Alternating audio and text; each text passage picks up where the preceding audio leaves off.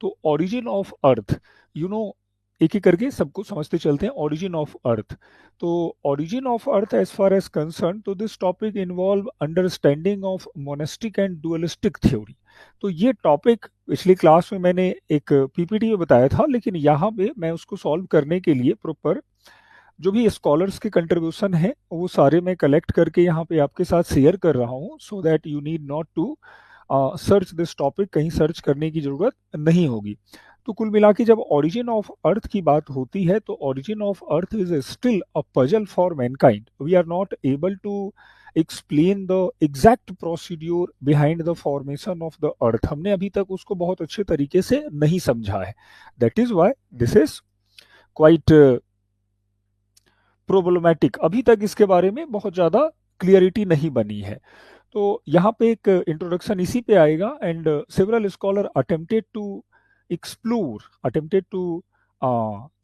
The attempted to solve this puzzle by their view, by their theory, hypothesis.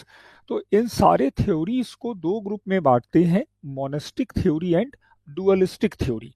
Monastic theory believes that formation of earth and our solar system was outcome of the interplay of the single star। एक ही star में कुछ गड़बड़ियां हुई, इधर उधर हुई, और उसके बाद हमारा सोलर सिस्टम और इंक्लूडिंग विद सोलर सिस्टम हमारा अर्थ एग्जिस्टेंस में आया।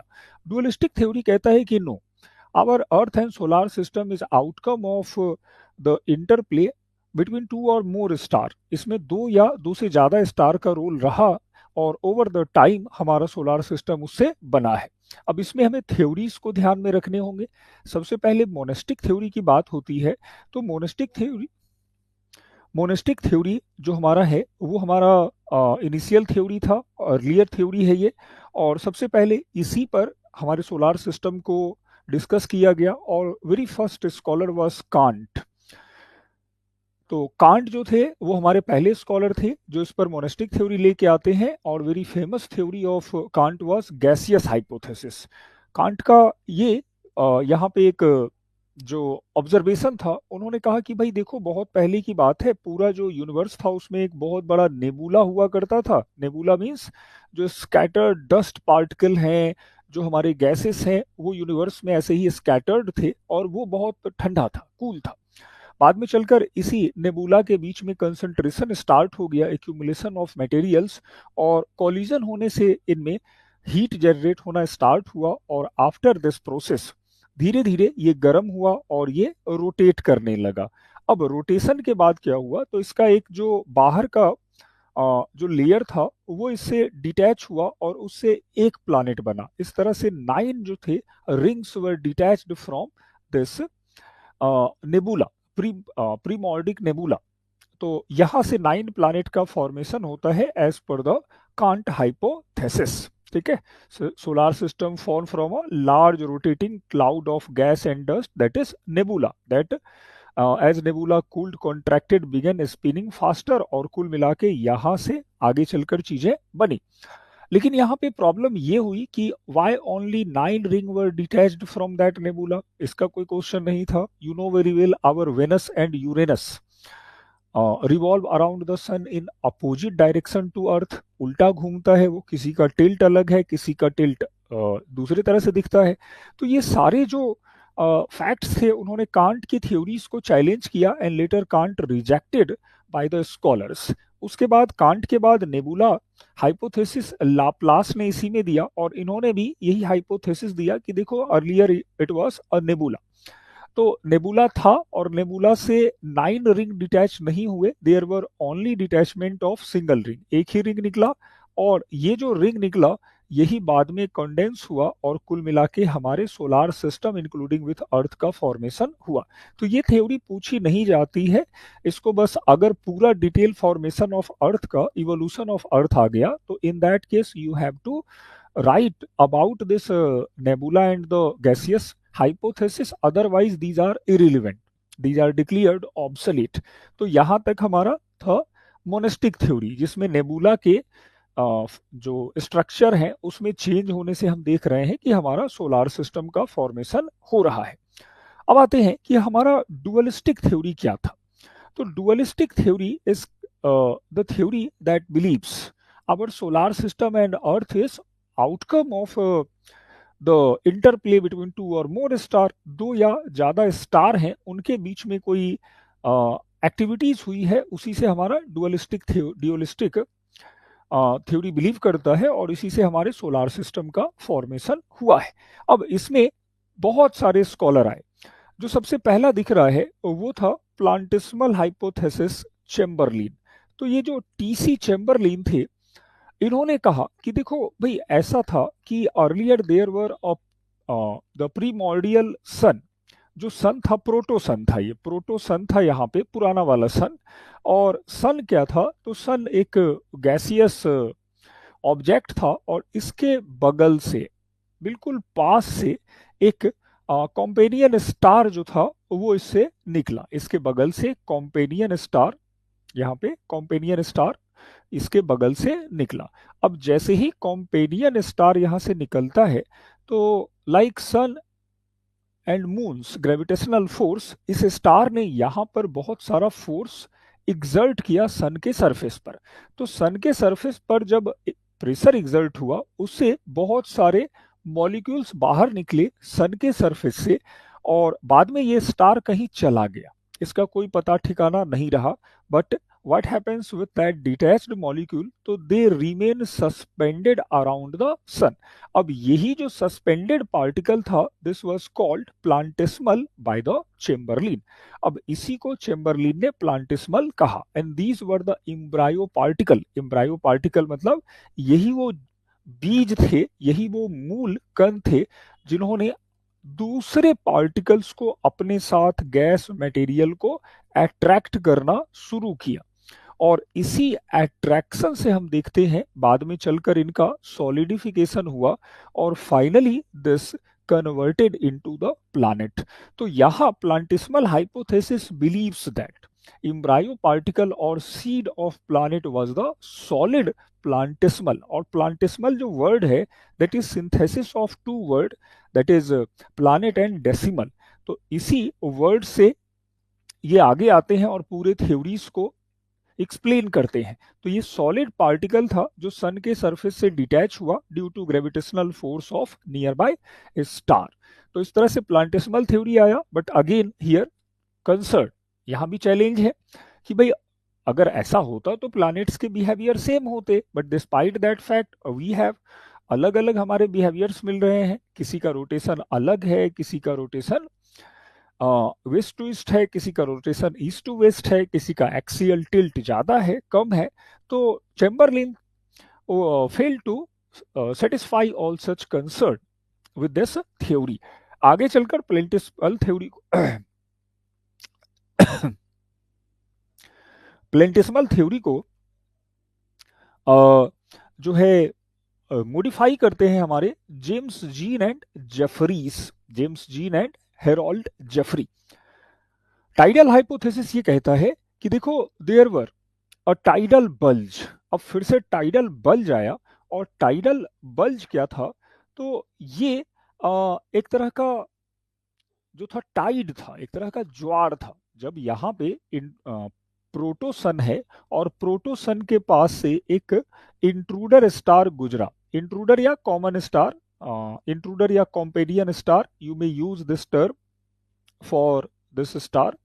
तो एक जब स्टार गुजरा तो उसके साथ जेम्स जीन को क्या लगा कि देखो this created, this exerted the gravitational force over the surface of sun. तो सन के सरफेस पर ग्रेविटेशनल फोर्स हुआ और इस तरह से एक टाइड क्रिएट हुआ। Over the time tide detached from the surface of sun in form of cigar shaped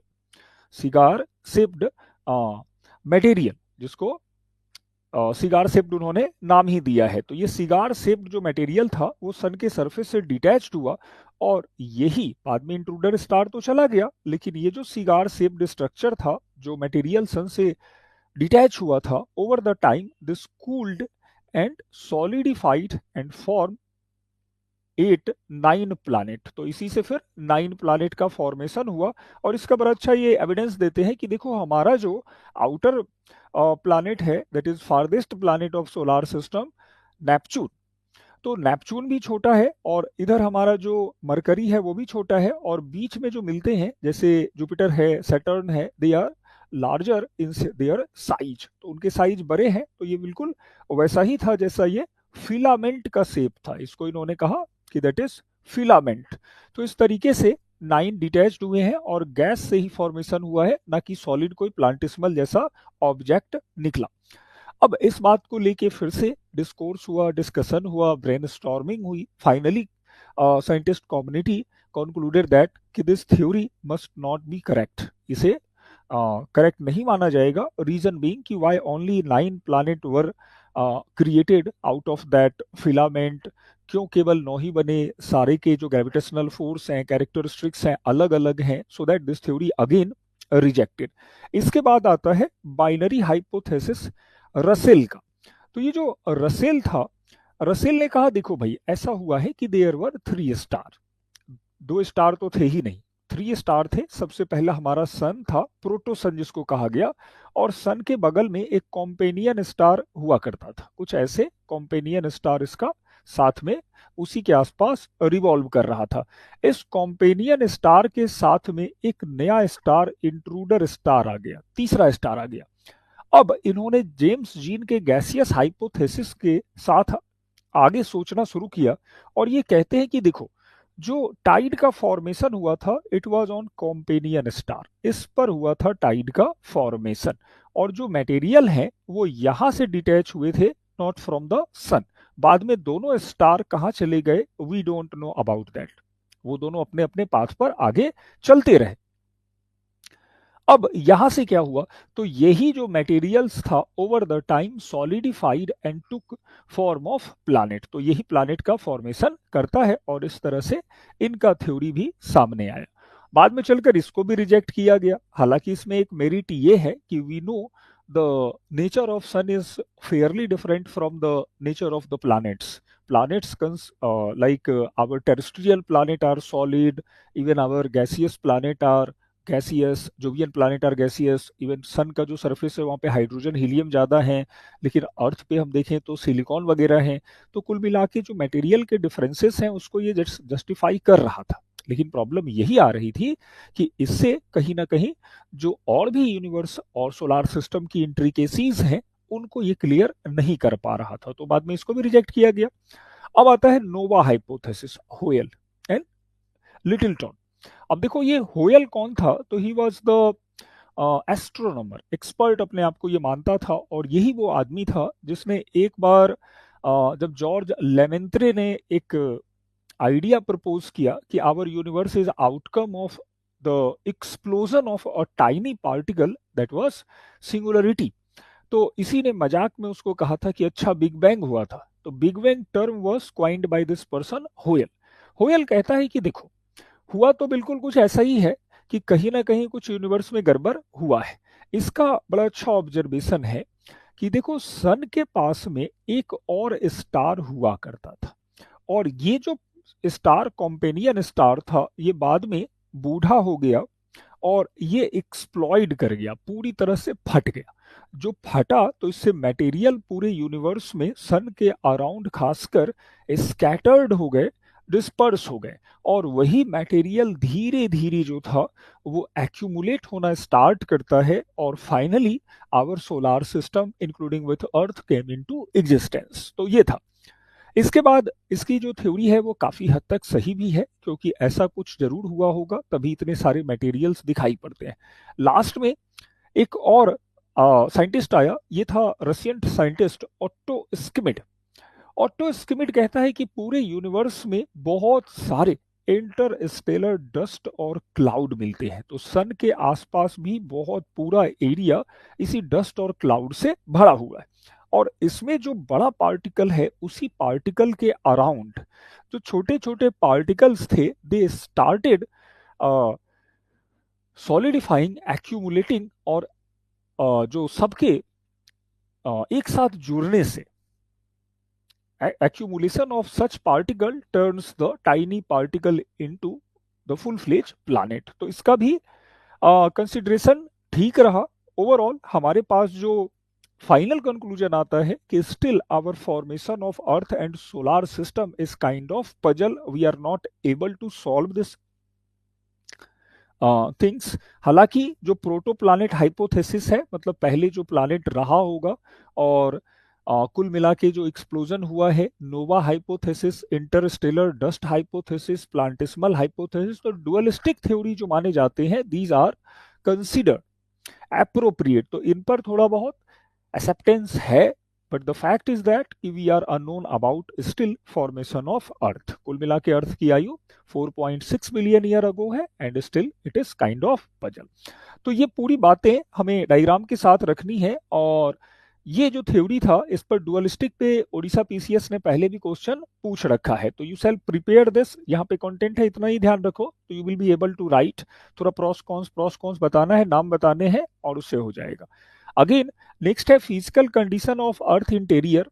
तो ये बहुत सिंपल है कि अर्थ का जो हमारा इंटीरियर है, वो क्रस्ट मेंटल कोर किस तरह से बना हुआ है, उसी की बात हो रही है। किस तरह से हमारा जो क्रस्ट मेंटल एंड कोर, तो ये जो है हमारा क्रस्ट मेंटल एंड कोर का पूरा कॉन्सेप्ट, उसको डिस्कस करना है। क्रस्ट सियाल, सीमा, नाइफ है, और फिर सिस्मिक वेव का किस तरह से इसमें चेंज हो रहा है। तो ये पूरा आसान सा है। मैंने देखा इसको कि we you all have did very good answer, सबने आंसर बहुत अच्छे लिखे हैं, तो इसमें कुछ खास नहीं लग रहा है। Continental drift theory Alfred Wegener वाला कॉन्सेप्ट था। वेगनर कैसे पेंजिया और पेंथालासा के कॉन्सेप्ट को रखता है, बाद में एविडेंसेस देता है जिग्सॉ फिट का लेमिंग, जो एक हमारा एनिमल है, उसके बारे में बात करते हैं। खासकर जो हमारे काइग्नोगनेथस हैं, इन सब को वो रखता है सामने, ग्लेसिएशन का एविडेंस देता है, तो वो सारे। एक जो प्रॉब्लम मैं देख रहा था वो था आइसोस्टेसी में। तो आइसोस्टेसी का एक पूरा थ्योरी ही मैं यहाँ पे लेके आया हूँ, और सब लोग आइसोस्टेसी को यहाँ से कवर कर सकते हैं। डिटेल है पूरा आइसोस्टेसी का। तो आइसोस्टेसी देखो एक ऐसा कॉन्सेप्ट है जो ये कहता है कि there is a mechanical balance between the elevated part, like हमारा माउंट हिमालय है, माउंट एवरेस्ट है, और कुछ यहाँ पे मैरियाना ट्रेंच ले लेते हैं। तो मैरियाना ट्रेंच और ये जो हमारा माउंट एवरेस्ट है, ये सब अपने एक मैकेनिकल स्टेबिलिटी के कारण अर्थ सरफेस पर बहुत बाइलेंस बने हुए हैं। You know earth is not stationary rather और रोटेटिंग सेलेस्टियल बॉडी, ये घूम रहा है, और घूमने की स्पीड भी बहुत कम नहीं है। रोटेशन का स्पीड अगर देखें तो near equator it is 1650 kilometre per hour का स्पीड दिखता है। तो आखिर इतने स्पीड में ये सब चीजें कैसे बैलेंस में बनी हुई है, कैसे इनके बीच में एक स्टेबिलिटी है, that is the theory of isostasy, explains the balance और equilibrium maintained by the earth crust. तो किस तरह से हमारे एलिवेटेड पार्ट जैसे माउंटेन है, प्लेटू हैं, और वो किस तरह से कॉम्पनसेट करते हैं हाइट को, बैलेंस को, that is the theory of isostasy. तो सिंपल है कि there is a mechanical balance between elevated part of land and the depressed part of land called isostasy. और इसी को अलग अलग स्कॉलर्स ने एक्सप्लेन किया है। Dutton was the person, Dutton है यहाँ पे नाम होगा कहीं नीचे, तो Dutton was the person who coined this term in 1889। Dutton था जिसने इस बात को सबसे पहले कहा। 1889 के आसपास वो इस वर्ड को लेके आता है। लेकिन अगर इसके पूरे कॉन्सेप्ट में जाते हैं तो there was a puzzle that is also called Himalayan puzzle. तो इस थ्योरी आइसोस्टेसी को अगर हम लोग ट्रेस करते हैं तो वी शैल मूव बैक, हमको पीछे जाना पड़ेगा। और ये है हमारा 1853 का ईयर, जब सर जॉन एवरेस्ट ने कहा कि भाई जाओ और हिमालय का पूरा सर्वे करके आओ। तो वहां पे प्रॉब्लम ये हुई कि जब हिमालय का सर्वे हो रहा था, मतलब उसके लॉन्गिट्यूड और लैटिट्यूड को डिटरमाइन किया जा रहा था, तो यू नो लॉन्गिट्यूड और लैटिट्यूड को डिटरमाइन करने के लिए हम जो है ग्रेविटेशनल मेथड का यूज करते हैं। ग्रेविटेशनल मेथड का यूज का मतलब कि अगर हम किसी भी आयरन बॉल को यहाँ पे हैंग करेंगे तो वो अर्थ के सेंटर की ओर इंडिकेट करेगा, और इस बीच में जितने भी मटेरियल होंगे they may deviate due to their gravitational force. तो यहाँ पर कुछ ना कुछ डेविएशन होगा, कुछ ना कुछ प्रेशर एग्जर्ट करेगा। तो यही हो रहा था यहाँ पे जब हिमालय का इन लोगों ने लॉन्गिट्यूड और लैटिट्यूड डिटरमाइन करना चाहा। तो एक बड़ी प्रॉब्लम आ गई कि हिमालय के आसपास के दो रीजन्स थे, एक कलियाना था और एक कलियानपुर था। तो कलियाना का जो ग्रेविटेशनल डिफ्लेक्शन आ रहा था वो 27,853 मिनट आ रहा था, जो कि नॉर्मल रीजन से होता है। मतलब अगर नॉर्मल प्लेस पर हम देखेंगे तो वहां पर ग्रेविटेशनल फोर्स अर्थ का जितना है उससे वेरिएशन यहाँ पे मिल रहा था, जो इतना था। वही कलियानपुर में जो डिफ्लेक्शन था वो कम मिल रहा था। तो यही क्वेश्चन आ गया कि भाई हिमालय में जो ग्रेविटेशनल फोर्स है वो इन कंपैरिजन टू हाइट बहुत कम दिख रहा है, और ये जो कलियाना है वो हिमालय के पास है लेकिन वहां पे उतना ज्यादा ग्रेविटी फील नहीं हो रही है। मेन प्रॉब्लम यही था कि ग्रेविटी फील नहीं हो रही है, और ये ग्रेविटेशनल फोर्स जो है वो हिमालय में कम है। तो आखिर हिमालय में ये ग्रेविटेशनल फोर्स कम क्यों है? जब इसी बात को वहां पे सर जॉन एवरेस्ट ने अलग अलग लोगों के साथ शेयर किया, तो किसी ने कहा कि भाई जो हिमालय है दैट मस्ट बी हैलो, ये हैलो है और हॉलो है, और हॉलो होने के कारण इसमें कोई सा ग्रेविटेशनल फोर्स आ ही नहीं रहा है। कोई दूसरा कहता है कि कंपनसेशन बाय डेफिशिएंट मास बिलो, नीचे का जो मास है वो कम है इसीलिए ऐसा हो रहा है, लोअर डेंसिटी ऑफ हिमालय। तो इस तरह के बहुत सारे थॉट्स आए। मीनवाइल हमारे जो एवरेस्ट थे वो मिलते हैं उस जमाने के सबसे पॉपुलर स्कॉलर जिसका नाम था सर जॉर्ज एरी। एरी ने जब इस बात को देखा कि भाई हिमालय में ग्रेविटेशनल फोर्स कम क्यों आ रहा है, तो वो कहते हैं कि देखो इसका हो ना हो एक बड़ा रीजन होगा कि अर्थ के जितने भी जो माउंटेन प्लेटू या प्लेन है उनका डेंसिटी तो सेम होता है लेकिन उनमें एक रूट फॉर्मेशन का टेंडेंसी होता है। तो वो कहते हैं कि जो हमारा क्रस्ट है वो एक तरह से एक फ्लोटिंग ऑब्जेक्ट की तरह हमारे मेंटल पर फ्लोट कर रहा है। जैसे वुडन पीस पानी में फ्लोट करता है वैसे ही सारे जो हमारे माउंटेन्स हैं वो फ्लोट कर रहे हैं सबस्ट्रेटम में, यानी कि हमारे मेंटल में। और यहाँ पे क्या हो रहा है, तो ये आइसबर्ग की तरफ फ्लोट करता है, मतलब इसका केवल एक भाग ऊपर दिखता है और rest of 9 part submerge into water. 1/9 का एक फॉर्मूला चल रहा है। तो हिमालय जितना ऊपर है उतना नीचे भी है, और पूरा का पूरा हिमालय जो बना हुआ है वो बना हुआ है बहुत हल्के मटेरियल से, मिनरल से, लोअर डेंसिटी है, और इसीलिए यहाँ पर ग्रेविटी फील नहीं हो पा रही है। इस बात को इन्होंने एक और फॉर्मूला के साथ बताया जो बहुत इंटरेस्टिंग है, that is uniform density with variable thickness. ये कीवर्ड दिया एरी ने।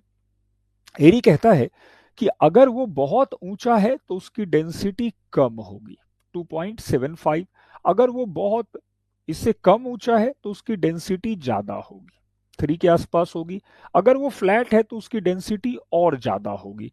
तो मतलब जितना पार्ट ऊंचा होगा उसकी डेंसिटी कम होगी, जो कम ऊंचा है उसकी डेंसिटी ज्यादा होगी, और सबका एक रूट नीचे फॉर्मेशन होगा।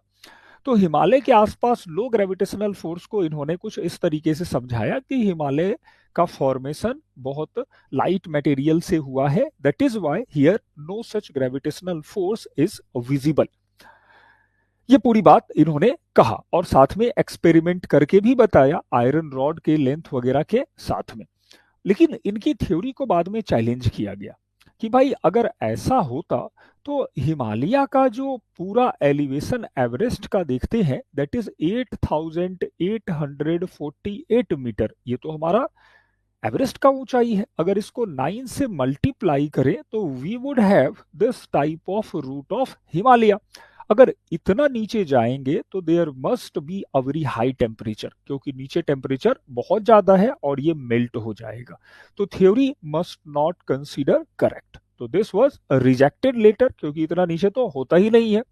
और दूसरा, डेंसिटी के वेरिएशंस पे भी क्वेश्चन मार्क आए कि इतना वेरिएशन नहीं होता है कि हर एक पार्ट का डेंसिटी अलग अलग हो जाए। मटेरियल अलग होते हैं लेकिन इतना वेरिएशन नहीं होगा कि place to place this vary. तो कुल मिला के हमारे जो एरी साहब थे इनका जो भी थ्योरी था, हाइपोथेसिस था, लेटर रिजेक्टेड। तो एयरी हमको अच्छे से प्रिपेयर करके जाना है, और दूसरा प्राट को प्रिपेयर करना है, आर्कडिकॉन पार्क प्राट। तो प्राट साहब दूसरे स्कॉलर थे जो अब जंप करते हैं इस डिस्कोर्स में। प्राट कहते हैं कि हाँ, बात तो ठीक कह रहे हो, हिमालय का 9% 9 जो 9 गुना भाग है, 9 times Himalaya is not submerge below the earth crust, ये नीचे हो ही नहीं सकता है। तो भाई क्या हुआ है? ये कहते हैं कि डेप्थ के साथ हमारे जो पूरे क्रस्ट है वहां पर एक लाइन क्रिएट होता है, जिसको लाइन ऑफ कंपनसेशन कहते हैं। और लाइन के ऊपर में जो भी हमारा माउंटेन है उसकी डेंसिटी कम होगी, जैसे 2.75 इसका हो सकता है डेंसिटी।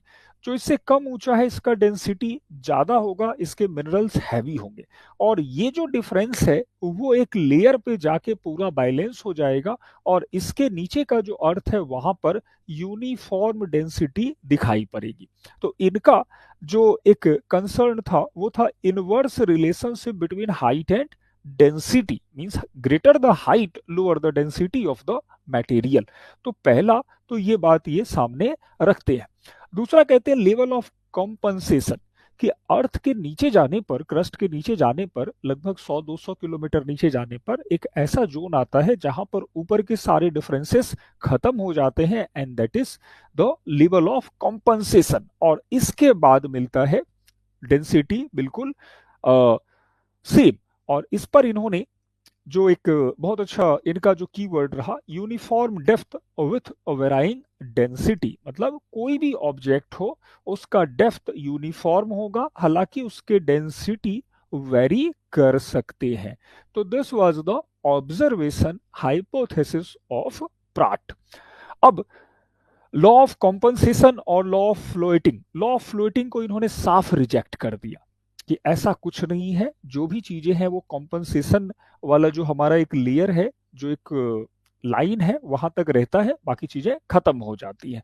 तो इनका एयरी का कॉन्सेप्ट था uniform density with varying thickness, deep root under mountain, और यूनिफॉर्म डेप्थ वेराइंग डेंसिटी। बिल्कुल उल्टा इन्होंने कहा है कि भाई डेप्थ सेम रहेगा, डेंसिटी भले बदल जाए। और वो कह रहे हैं कि डेप्थ भी बदलेगा और डेंसिटी भी बदलेगी, डेंसिटी सेम रहेगी, डेप्थ बदलता चला जाएगा। उनका ये कंसर्न था।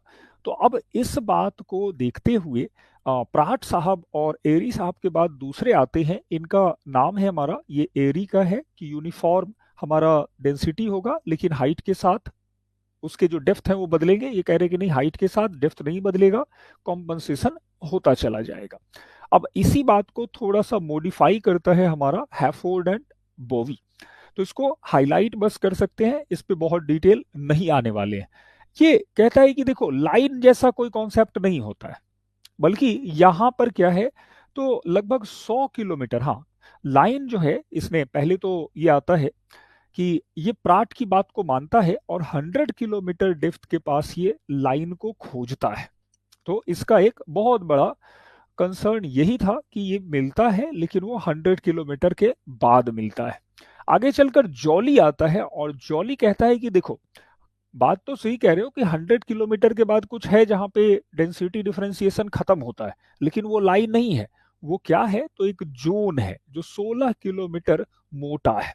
तो लगभग 16 किलोमीटर थिक कॉम्पनसेशन जोन मिलता है, यहीं पे जाके जो डेंसिटी के डिफरेंशिएशन है वो खत्म होते हैं, और मटेरियल का फ्लो होते होते जो अर्थ है वो अपने आप को बैलेंस करता है। तो इस तरह से इनके भी कॉन्सेप्ट आए। फाइनली हमारे आर्थर होम्स आते हैं, और आर्थर होम्स सारे जो थॉट्स थे उन सबको मिलाते हैं, और इस तरह से कहते हैं कि देखो, हमारे अर्थ के क्रस्ट पर एक मैकेनिकल बैलेंस चलता है। जो भी एलिवेटेड पार्ट है, यहाँ पर एलिवेशन के साथ साथ ही इरोजन होता है, और जब इरोजन होता है तो मटेरियल्स को बहुत दूर तक इनको फ्लो करवा के कहीं पे डिपॉजिट करवाते हैं, इस तरह से डेल्टा वगैरह का फॉर्मेशन होता है। ये डेल्टा अब धीरे धीरे प्रेशर एग्जर्ट करता है, और कुल मिला के यही प्रेशर माउंटेन पर आगे दिखाई पड़ता है, और इस तरह से बैलेंस बनता चला जाता है। हर एक पार्ट एक दूसरे को बैलेंस करता रहता है।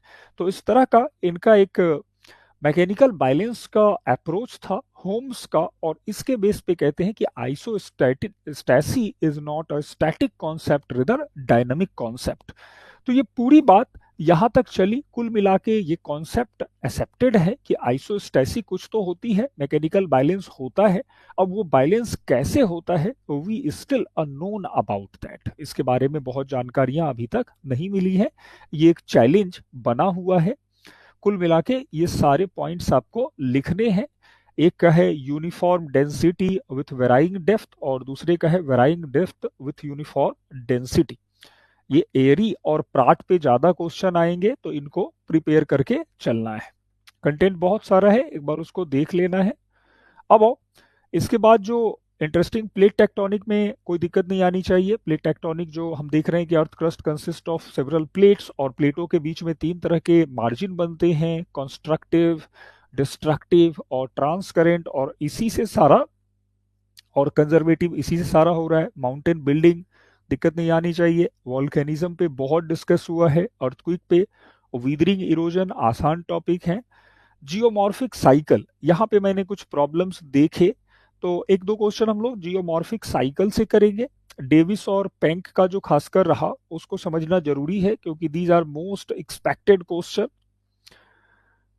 One of the expected question आने की प्रोबेबिलिटी पूरी है उसकी। तो जो डेविस और पेंक है, तो डेविस तो बहुत आसान है, देखो अमेरिकन स्कॉलर थे डेविस, और डेविस जो था वो बहुत ज़्यादा, जो हमारे उस समय के कॉन्सेप्ट थे उससे बहुत ज़्यादा अग्री कर रहे थे, और इन्होंने कहा कि लैंड फॉर्म का फॉर्मेशन ठीक वैसा ही होता है जैसे ह्यूमन लाइफ का होता है। लैंड फॉर्म अपने अलग अलग स्टेजेस, जैसे यूथफुल स्टेज, मैच्योर स्टेज और ओल्ड स्टेज से गुजरता हुआ फाइनली टर्मिनेट होता है कहीं पर भी। तो इनका कंसर्न इसी लैंड फॉर्म के फॉर्मेशन को एक्सप्लेन करना था। तो पहले तो इसके बारे में कोई एक्सप्लेनेशन नहीं थी। He was the first person, we can say pioneer in this field, to explore the mechanism of land formation. और ये सबसे पहले एक बात कहते हैं जिसको ट्रायो ऑफ डेविस कहा जाता है। ये बहुत इंटरेस्टिंग लाइन है, ये लाइन भी दिख जाए तो कोई बड़ी बात नहीं है, कि land form is the process of structure, process and time. जैसा स्ट्रक्चर होगा, लाइमस्टोन रॉक है तो वहां पे अलग लैंड फॉर्म बनेंगे, इग्निस रॉक है तो अलग लैंड फॉर्म बनेंगे, अगर हमारा मेटामॉर्फिक रॉक है तो अलग लैंड फॉर्म बनेंगे। प्रोसेस में रनिंग वाटर से अलग लैंड फॉर्म है, हमारे ग्राउंड वाटर का लैंड फॉर्म अलग है। अगेन टाइम, तो over the time land form का शेप, स्ट्रक्चर, जैसे देखो पहले आई शेप वैली बनता है, आई शेप वैली ही आगे चलकर वी शेप वैली में बनता है, फिर यही गॉर्ज में कन्वर्ट होता है, फिर यही कैनियन की तरफ ही कन्वर्ट हो जाता है। तो these are the stages, successive stage of river valley. तो इसी बात को यहाँ पर डेविस ने अपने ट्रायो में कहा है। इसको थोड़ा सा समझ के चलना है। दिस वुड बी, प्रोबेबिलिटी तो नहीं है, लेकिन अगर किसी ने पूछा तो आपको इस तरह से स्ट्रक्चर पे रॉक को बताना होगा, प्रोसेस में अलग अलग एजेंट्स को बताने हैं, जैसे रनिंग वाटर, विंड, जैसे हमारा ग्लेशियर, और टाइम में हमको चेंज जो आ रहे हैं, वैली के फॉर्मेशन में चेंज आ रहे हैं, रिवर कोर्स में चेंज आ रहे हैं, इवन जो फ्लड प्लेन है उसमें चेंज आ रहे हैं, तो उन्हीं को बताना होता है। ठीक है, अब आओ, तो डेविस ने सबसे पहले क्या कहा। तो डेविस ने अपने इस जो जियोलॉजिकल साइकिल है, ये वर्ड यूज करता है वो लैंडफॉर्म इवोल्यूशन के लिए, और उसको बताने के लिए ये कुछ हाइपोथेसिस, एक मेंटल कंस्ट्रक्ट लेके आता है। कि देखो सबसे पहले बड़ी इंटरेस्टिंग बात है कि कहीं भी लैंडफॉर्म का जो पूरा इवोल्यूशन होता है, उसका इवोल्यूशन होता है शॉर्ट पीरियड अपलिफ्टमेंट से। कहीं भी माउंटेन का फॉर्मेशन सडन फोर्स का एक आउटकम दिखता है, एकाएक पूरा माउंटेन का फॉर्मेशन हो जाता है। उसके बाद इरोजन स्टार्ट होता है, जब तक ये अपलिफ्टमेंट नहीं होगा इरोजन नहीं स्टार्ट होगा। दूसरा ये था, अगेन सीक्वेंशियल स्टेज से इरोजन पास करता है, पहले यूथफुल, फिर मैच्योर, फिर ओल्ड में आएगा, और पूरा का पूरा इवोल्यूशन लैंड फॉर्म का सिस्टमैटिक होता है, सीक्वेंशियल होता है, और फाइनली ये तब तक होता है जब तक वो बेस लेवल को अचीव नहीं कर लेता है। तो ये सारे 5 इसके एजम्पशंस थे, और ये उन्होंने डायग्राम से इसको प्रेजेंट किया। क्या प्रेजेंट किया है, तो पहला जो है यह है इनिशियल स्टेज, जहां पर लैंड फॉर्म का फॉर्मेशन हो रहा है, विथ सडन राइज, एकाएक पूरा पहाड़ बनता है। जैसे ही पहाड़ बना उसके बाद अब इरोजन स्टार्ट होगा। जो अपर कर्व है वो अपर लिमिट है, लोअर कर्व लोअर को बता रहा है। तो अब यहाँ पे इरोजन बहुत तेज होगा, यूथफुल स्टेज में डीप वैली का फॉर्मेशन होगा। आगे चलकर इरोजन जो है वो साइड इरोजन में कन्वर्ट होगा। पहले तो केवल डीप इरोजन हो रहा था, अब साइड इरोजन होगा। उसके बाद धीरे धीरे माउंटेन का साइज भी छोटा हो जाएगा और लास्ट टर्मिनल स्टेज आते आते माउंटेन कुछ नहीं बचेगा और वो छोटे छोटे पहाड़ों के रूप में मोनैड नॉक होगा, मोनैड नॉक के रूप में दिखाई पड़ेगा। तो इस तरह से इन्होंने स्टेज को एक एज्यूम किया और इन्होंने बताया कि यूथफुल स्टेज। तो आफ्टर अपलिफ्टमेंट, जब पूरा अपलिफ्टमेंट हो जाता है लैंड फॉर्म का, तो यहाँ पर क्लाउड वगैरह का फॉर्मेशन होने लगता है ड्यू टू माउंटेन ऑब्स्टेकल और फिर रिवर का फॉर्मेशन स्टार्ट होता है। इस कंडीशन में जो स्टीप स्लोप है उसके कारण carving deep narrow and V shaped valley बनने लगते हैं, वाटरफॉल रैपिड्स वगैरह दिखाई पड़ने लगते हैं। मैच्योर स्टेज जब आता है तो यहाँ पर वर्टिकल इरोजन जो है वो कम होता है, लेकिन लैटरल और side erosion widening of valley start होती है। पहले वाले में ये वैली बनेगी, दूसरे वाले में हम देखते हैं कि थोड़ा सा ओपन वैली का फॉर्मेशन होने लगता है। यहाँ पे कुछ इस तरह से वैली एज्यूम कर सकते हैं कि थोड़ा चौड़ा वैली बनने लगा। कुछ वैली के शेप चेंज होने लगे। तो ये चीजें चलती रहती है यहाँ पे और वैली का शेप चेंज होने लगता है दूसरे स्टेज में। ओल्ड स्टेज आते आते जो इरोजन है वो बिल्कुल कम हो जाता है और वैली में डिपोजिशन स्टार्ट होता है, फ्लैटनिंग ऑफ वैली स्टार्ट हो जाती है और कुल मिला के लैंडस्केप भी पूरा पूरा जो है वो एक तरह से टर्मिनेट होने लगता है और फाइनली जो एक फीचरलेस प्लेन बनता है इसी का नाम है पेनी प्लेन। तो इस तरह के इन्होंने 3 स्टेजेस बताए और 3 स्टेज में हमारा पूरा माउंटेन कटता छटता हुआ छोटे छोटे पहाड़ों के टीलों के रूप में दिखता है, that is monadnock surrounded by the flat featureless plain peneplain. ये बहुत इजी टू अंडरस्टैंड है, रेडी टू ईट कॉन्सेप्ट था। लोगों ने इसको बहुत प्रेस किया कि वाह वाह आप तो एकदम बहुत शानदार बात कह रहे हो। लेकिन बाद में चलकर इसकी बहुत सारी क्रिटिसिज्म हुई। लोगों ने कहा कि देखो ये सारा स्टेज जो तुम बता रहे हो वो अलग अलग जगहों पे होता है। यूथफुल स्टेज हिमालय में दिखाई पड़ेंगे तो मैच्योर स्टेज हमको उत्तर प्रदेश बिहार में दिखेंगे, ओल्ड स्टेज वेस्ट बंगाल में दिखाई पड़ेगा। तो that is not a successive stage, rather such stages can be identified at different places. तो प्रॉब्लम यहाँ पे है। दूसरा ये भी नहीं होता है कि लैंड फॉर्म कि पूरे अपलिफ्टमेंट तक इरोजन वहां पे बैठ के वेट करेगा। हिमालय का तो फॉर्मेशन अभी भी चल रहा है, despite that river are crossing the Himalaya. तो दोनों साथ साथ चलते हैं, there is a simultaneous process, the erosion and upliftment go side by side. तो ये सारा जो था इसके क्रिटिसिज्म आए, टू सिंप्लीफाइड है, अपलिफ्टमेंट इरोजन इंटरेक्शन को इसने इग्नोर कर दिया, क्लाइमेट चेंज को भी ये कुछ नहीं कहता है। तो later Davis concept was rejected. और इसके बाद क्या हुआ, तो फिर से बहुत सारे स्कॉलर आए और डेविस के साथ चीजों को एक्सप्लेन करना स्टार्ट करते हैं। इसमें जो सबसे बड़ा स्कॉलर आता है वो था वाल्टर पैंक, और Walter पैंक was the critic of Davis. ये कहता है कि भाई डेविस का कॉन्सेप्ट ठीक नहीं है, there is no such cycle like things, rather ये जो है वो पूरा हमारा एंडोजेनिक और एक्सोजेनिक फोर्स है, उसके बीच में जो इंटरेक्शन हो रहा है उसी से लैंडफॉल का फॉर्मेशन होता है।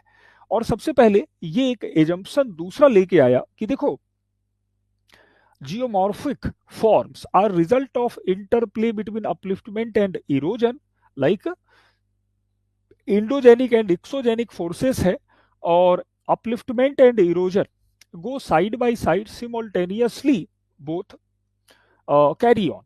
और रेट ऑफ अपलिफ्टमेंट हालांकि वेरी करता है और landform do not follow a universal sequence of development, बार बार ये चेंज आता रहता है। तो इस बात को लेके ये सामने आते हैं और एक बहुत जो है वो कॉम्प्लेक्स डायग्राम के साथ ही आते हैं कि देखो क्या हो रहा है। सबसे पहले तो यहाँ पे लैंडफॉर्म का अपलिफ्टमेंट हुआ, ये पूरा अपलिफ्टेड है, फिर उसके बाद लैंडफॉर्म के शेप चेंज हो रहे हैं, फिर इस तरह से लैंडफॉर्म अलग अलग टाइम पे इरोड हो रहा है और फाइनली जो खत्म हो रहा है तो इसको एंड्रम्फ का उन्होंने नाम दिया। तो इन्होंने बहुत सारे वर्ड्स यूज किए। प्राइमारम्फ ये यूज करते हैं to show the evolution of landform, endrumpf का ये यूज करते हैं for terminal landform structure, inselberg ये वर्ड यूज करते हैं मोनेड नॉक की प्लेस पर। तो इस तरह से इनके जो फेज हैं वो थोड़े अलग हैं। डेविस के जो फेज हैं उनके नाम बहुत इंटरेस्टिंग हैं, इनको थोड़ा सा दिमाग में रखना है, मैंने किसी के कॉपी में ये चीजें नहीं देखी हैं। कि पेंक सबसे पहला स्टेज यूज करता है, उसको कहते हैं आफस्ते जेंडे इन ट्विंकलुम, आफस्ते जेंडे इन ट्विंकलुम। बस ये स्पेलिंग, ये नाम ही लिख दो तो बहुत बड़ी चीज है, क्योंकि ये नाम थोड़ा सा अलग है। तो फर्स्ट स्टेज आफस्ते जेंडे इन ट्विंकलुम, और ये जो ऐसा स्टेज है जहां पे बहुत ज्यादा डाउन कटिंग होती है, स्टिप स्लोप का फॉर्मेशन होता है, और यहाँ पे अपलिफ्टमेंट भी चलता रहता है, और इससे हम देखते हैं कि जो हिमालयन रीजन में स्ट्रक्चर है वैसे स्ट्रक्चर बनते हैं। दूसरा होता है ग्लिच फॉर्मिंग, ग्लिच फॉर्मिज इंटुंकुलुम, इंटुंकुलुम का मतलब स्टेजेस हुआ एक तरह से। तो ये ऐसा स्टेज है जो मिडिल स्टेज या फिर हम इसको मैच्योर स्टेज कह सकते हैं, और इसमें तीन तरह के स्टेजेस इन्होंने एज्यूम किए हैं। सबसे पहला एक्सीलरेटेड अपलिफ्टमेंट, तो पहले स्टेज में अपलिफ्टमेंट ज्यादा होता है in comparison to the erosion, और हाइट बढ़ता चला जाता है, वो कंटिन्यू रहता है। दूसरा बैलेंस अपलिफ्टमेंट, तो अपलिफ्टमेंट का रेट थोड़ा सा अपलिफ्टमेंट का रेट कम होता है, और इरोजन अब जो है वो साइड इरोजन में जो है वो साइड इरोजन ज्यादा होने लगता है। कुल मिला के जो एब्सोल्यूट हाइट है वो एक जगह बनी रहती है। लास्ट में अपलिफ्टमेंट कम होने लगता है, क्योंकि अब पहाड़ों का पूरा जो ऊपर का पार्ट है वो भी कटने लगता है और इरोजन बहुत हाई रहता है। तो कुल मिला के जो ओवरऑल हाइट है वो कम होने लगती है, और इस तरह से वैली छोटी होने लगती है। तो तीन तरह के इन्होंने स्टेजेस को एज्यूम किया, और फाइनली कहते हैं कि आबस्ते जिंडे इन टिंकलिंग आता है, जिसमें वेनिंग डेवलपमेंट, मतलब पूरा का पूरा लैंडफॉर्म अब इरोड होगा, लिटरल इरोजन बहुत डोमिनेट करने लगता है, वैली वाइड होने लगती है, और फाइनली लास्ट में इंसेलबर्ग जैसे स्ट्रक्चर दिखाई पड़ते हैं। तो ये पूरा पैंक का इवोल्यूशन था। पैंक का अगर हम लोग कहें तो पैंक का आइडिया डेविस से बहुत अच्छा है, लेकिन यहाँ पे प्रॉब्लम ये है कि इसके वर्ड्स बहुत कॉम्प्लिकेटेड हैं। आफस्ती जिंदे, आबस्ती जिंडे, इंटिंकुलुम, प्राइमारम्फ, इंड्रम्फ, इंसिलबर्ग, ये बहुत कॉमन नहीं थे। ये जर्मन स्कॉलर था, तो मिसअंडरस्टूड, इसके साथ मिसअंडरस्टैंडिंग हुई, इसने क्या कहा नहीं कहा बहुत समझ में नहीं आया। उसके बाद वर्ल्ड वॉर का भी फेज रहा, तो इसके थॉट्स जो हैं वो बहुत पॉपुलर नहीं हो पाए डिस्पाइट बीइंग वेरी अप्रोप्रिएट। तो ये सारी चीजें ध्यान में रखनी है वॉल्टर पैंक के रेफरेंस में। अब आते हैं हम लोग, नेक्स्ट पार्ट हमारा है इसके बाद देखो, जो लैंड फॉर्म है ये तो फ्लूवियल, मतलब जो रिवर वाले हैं, अरीड, ग्लेशियल, कास्ट और कोस्टल, सबने बहुत अच्छा लिखा है। पॉलीसाइक्लिक लैंड फॉर्म में सबका प्रॉब्लम दिखा। पॉलीसाइक्लिक लैंड फॉर्म का यहाँ पे पूरा डिटेल है। तो देखो, पॉलीसाइक्लिक लैंड फॉर्म जो एक ऐसा ऑब्जर्वेशन है कि land form passes through cycle, land form के साइकिल होते हैं, यूथफुल में कुछ अलग दिखते हैं, मैच्योर में कुछ अलग दिखते हैं, और जो हमारे ओल्ड स्टेज है वहां पे अलग लैंड फॉर्म बनते हैं। लेकिन तब क्या हो जब बहुत सारे साइकिल एक ही जगह पर बार बार चले हों, रिवर में रिजुविनेशन आ गया, रिवर का कोर्स फिर से स्टिप हो गया। तो अगर किसी रीजन में बहुत सारे साइकिल रिवर्स के बैक टू बैक कंटिन्यू रहे due to upliftment of the land mass, due to subsidence of the base, river base, या रिट्रीट ऑफ ओशियन, कुछ भी ऐसा रहा हो जिससे इसका कोर्स बार बार चेंज हुआ है एक ही जगह पर, तो such type of the land form is called polycyclic land form. तो terrain shaped by multiple cycle of erosion leading to complex topographic feature. ठीक है। अब इस तरह के पॉलीसाइक्लिक लैंडफॉर्म का फॉर्मेशन कई तरह से हो सकता है। जैसे मान लो अगर ये रिवर का पूरा हम दे देते हैं कि कोर्स है कुछ ऐसा, यू शेप कर्व है, तो अगर बीच में यहाँ प्लेन एरिया में अपलिफ्टमेंट हो जाए, ये पूरा का पूरा पार्ट ऊपर उठ जाए, तो रिवर का पूरा कोर्स चेंज हो जाएगा, या तो ये इधर जाने लगेगी या फिर पानी इकट्ठा होकर फिर से नया रिजुमिनेट कर देगा रिवर को। तो if upliftment is there, in that case they may disturb the pre existing course of a river, और यहां से फिर से इरोजन स्टार्ट हो जाएगा, सी लेवल चेंज। अब अगर यहां मान लेते हैं टर्मिनल प्लेस पर अगर सी लेवल सबसाइड कर जाए, एक पूरा का पूरा सी नीचे चला जाए, तो फिर से हम देखेंगे कि जो डेल्टा है वहां पर हमको एक नया डेवलपमेंट दिखेगा, रिवर यहाँ पे रिजुविनेट होती हुई दिखाई पड़ेगी, बहुत स्पीड में चलती हुई दिखाई पड़ेगी। ठीक है, क्लाइमेट चेंज हो जाए, क्लाइमेट चेंज हो जाए इसका मतलब मान लो कि बहुत बड़ा एरिया अगर ग्लेशिएशन में आ जाए या फिर बहुत ज़्यादा रेनफॉल स्टार्ट हो जाए, तो ये सारी चीज़ें रिवर में वाटर को लाएगी और रिवर कहीं ना कहीं रिजुविनेट करेगा। तो दीज आर द रीजन। ठीक है, अब आओ कि इससे कौन कौन से जो है वो लैंडफॉर्म क्रिएट होते हैं। तो लैंडफॉर्म इसके 5 हैं। सबसे पहला है टोपोग्राफिक डिस्कॉर्डेंस। तो डिस्कॉर्डेंस का मतलब हुआ कि जैसे कहीं भी टोपोग्राफी होती है तो वो स्लोप के अकॉर्डिंग, जैसे वैली बना, कोर्स बने, वो बनते हैं, लेकिन यहाँ पर स्लोप के रेफरेंस में कुछ भी नहीं बनेगा, बहुत सारे स्ट्रक्चर अलग अलग तरह के दिखाई पड़ेंगे, स्लोप से उल्टा भी कुछ बनता हुआ दिखाई पड़ेगा। तो older topography feature remain in upper part while younger topography feature appear below, मतलब ऊपर के पार्ट में हमको ओल्ड टोपोग्राफी फीचर दिख सकती है, लाइक फ्लड प्लेन दिख सकता है यहाँ पे, लाइक जो है हमको ऑक्सबो लेक दिख सकते हैं, यहाँ पे वैली का फॉर्मेशन दिख सकता है। तो इस तरह के अलग अलग से फीचर्स अलग स्लोप लेवल पर दिखाई पड़ेंगे। दूसरा है वैली इन वैली। तो वैली इन वैली या इसी को इंसाइज्ड मियांडर भी कहते हैं, कि अगर रिवर वैली पहले से ऐसे कुछ बनी हुई है तो अब इसी वैली की डीपनिंग होगी और हो सकता है हमारे पास इसके अंदर भी एक डीप वैली बनता हुआ कुछ ऐसे दिखाई पड़े, रिवर अब इसको भी गहरा करके जा रही है। तो नर्मदा वैली, ये सारे जो बन रहे हैं इंसाइज्ड वैली इसमें बनते हैं, इसको इंसाइज्ड मियांडर भी कहा जाता है। पियर टेरेस, पियर टेरेस फोटो भी दिखाएंगे अभी। तो ऐसे कुछ टेरेस बनते हैं जो तटबंध है नदियों के, वो इस तरह से मान लो पहले वाले रिवर का ये कोस्टल एरिया था, इसके बाद जब दूसरी रिवर आई तो उसका जो कोस्ट बना, अब इसके नीचे कुछ ऐसे रिवर चलना स्टार्ट कर दी, यहाँ पे रिवर का वाटर आ रहा है, फिर थर्ड स्टेज पे और ये ज़्यादा डीप हुआ, अब रिवर का पानी यहाँ जा रहा है। तो इस तरह से जो पेयर्ड टेरेस है, साइड उसके लगभग बराबर बराबर दिखाई पड़ते हैं, इसी को पेयर्ड टेरेस कहते हैं, जो रिवर के नीचे डाउन कटिंग से होता है, और डाउन कटिंग तभी होगा जब रिवर का स्पीड बहुत ज्यादा है। अपलिफ्टेड पेनी प्लेन बनेंगे, एक पूरा का पूरा फ्लैट प्लेन अपलिफ्ट कर जाएगा, जैसे रांची प्लेटू झारखंड इसका बहुत अच्छा एग्जाम्पल है। अपलेशियन माउंटेन भी है। और इंसाइज्ड मियांडर, जो मियांडर कुछ ऐसे बनते हैं, उस मियांडर के बीच में मियांडर बनता हुआ कुछ दिखाई पड़ेगा, दैट इज कॉल्ड इंसाइज्ड मियांडर। तो ऐसे फॉल सुवर्ण रेखा या जोहना फॉल, ये सब एग्जाम्पल हैं धुआंधार मध्य प्रदेश। तो यही है निक पॉइंट और ये है पेयर्ड टेरेस, सारे मिले हुए दिख रहे हैं, ये डायग्राम बनाने हैं वहां पे। और इस तरह का है हमारा डिस्कॉर्डेंट वाला, टोपोग्राफिक डिस्कॉर्डेंट, किस तरह से ये चीजें बन रही है। तो ये पूरा पार्ट दिमाग में एक रखना है। और इसके बाद जियोमॉर्फोलॉजी, बाकी क्लाइमेटोलॉजी के सारे टॉपिक आसान हैं, temperature, heat budget, atmospheric, air mass, air mass भी पढ़ा ही होगा, सिंपल है। टेम्परेचर, यहाँ पे कोपेन एंड थानथविट को थोड़ा अच्छे से करना है, इस पे हम लोग डिस्कस कर लेते हैं। बाकी ओशोनोग्राफी में कहीं पे मैं दिक्कत नहीं देखा। बायोज्योग्राफी में थोड़ा बहुत सॉइल को लेके प्रॉब्लम्स थी, उसका नोट्स मैं पहले ही शेयर कर चुका हूँ।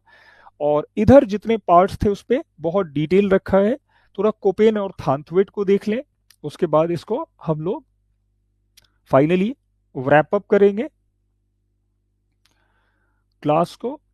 तो कोपेन और थानथविट का जो क्लाइमेट क्लासिफिकेशन है, इसके आने की प्रोबेबिलिटी ज़्यादा है। अगर कोपेन आ रहा है तो गिव अप नहीं करना है, कोपेन पे क्वेश्चंस बहुत ज़्यादा बनते हैं और मार्क्स बहुत अच्छे आते हैं। तो कोपेन का क्लाइमेट क्लासिफिकेशन सभी लोगों को पता है कि Koppen was the first person pioneer in the field of climate classification, और इसने 1900 में सबसे पहले अपना क्लासिफिकेशन दिया। बाद में चलकर 1918, 31, 36 में इसने अपने ही क्लाइमेट क्लासिफिकेशन को रिवाइज किया। इसका पूरा जो क्लाइमेट क्लासिफिकेशन था वह based on D Candolle. D Candolle जो था उसी के क्लासिफिकेशन पे ये पूरा अपना क्लासिफिकेशन देता है। इसने 4 बेसिस लिए, क्योंकि बेसिस जो थे इन्होंने प्लांट को, नेचुरल वेजिटेशन को रखा, टेम्परेचर को रखा, प्रिसिपिटेशन को रखा और सीजनल डिस्ट्रीब्यूशन ऑफ रेनफॉल को लेते हुए ये लेके चलते हैं।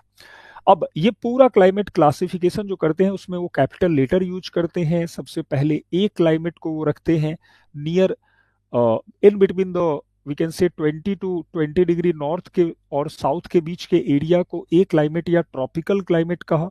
बाद में ट्रॉपिकल क्लाइमेट में भी ये 4 स्मॉल लेटर यूज करते हैं, A S, A M, A F और ए डब्ल्यू, 4 हैं इनके, और लास्ट में इनमें ऐड किया गया ए एस। ए एम का मतलब हुआ मॉनसून, तो हमारा इंडिया वाला जो मॉनसून है वो मॉनसून है जहां पे रेनफॉल जो है वो केवल 3 महीने में होते हैं।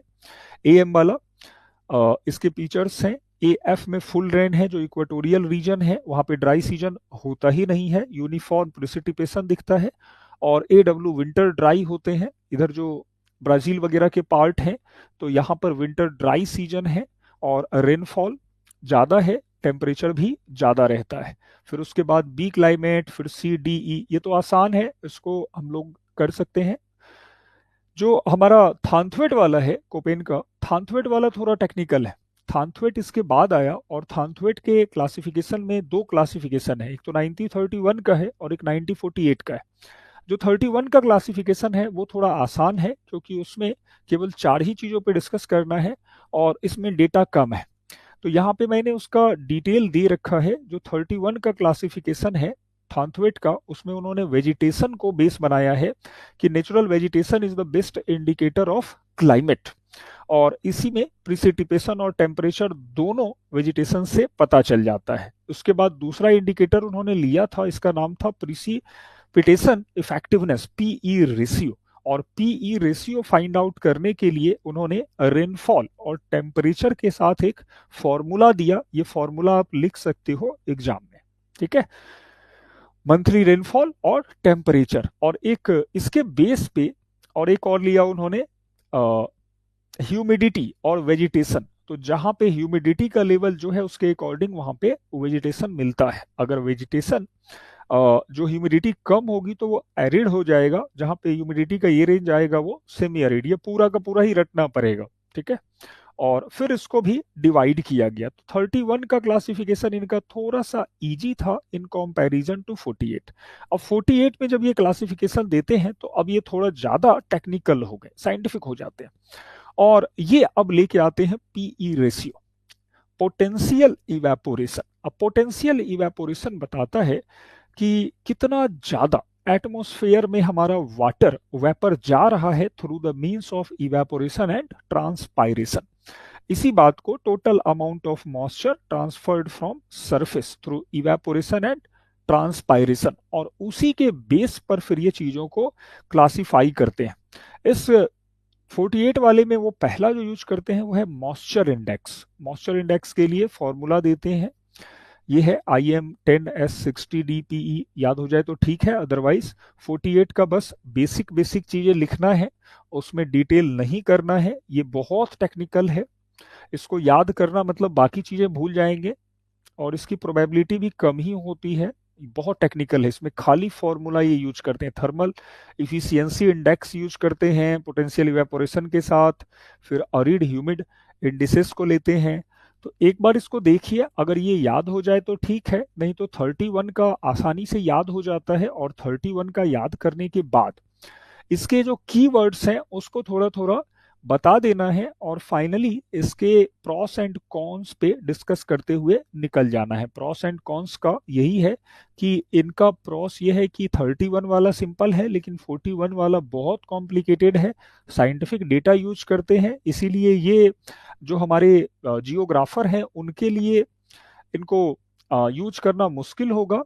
जो 48 वाला है, लेकिन हाँ, इसको जो हमारे मेट्रोलॉजिस्ट हैं वो यूज कर सकते हैं 48 वाले को। ये चीजें हैं, तो ये बहुत अच्छा है, लेकिन थोड़ा टेक्निकल हो जाता है। ठीक है, तो इस तरीके से देखना है इसको, कंटेंट हर जगह पे है, एक एक बार देख लेना है उसको, ओशियनोग्राफी, बायोजियोग्राफी वगैरह। तो प्रिपेयर होइए, उसको एक बार गो थ्रू करिए। जहां पे कोई और लग रहा हो कि वो टॉपिक अवेलेबल नहीं हुआ है, तो एक मैसेज करना है, I will share with you जो भी डिटेल होंगे उसके। पॉपुलेशन वगैरह पे हम लोगों ने बहुत अच्छा काम किया है, optimum population, men races mankind का, माइग्रेशन का बहुत आसान था, सब लोगों ने बहुत अच्छा लिखा है, तो इस पे तो हमको लग रहा है कि सब बहुत अच्छा कर लेंगे।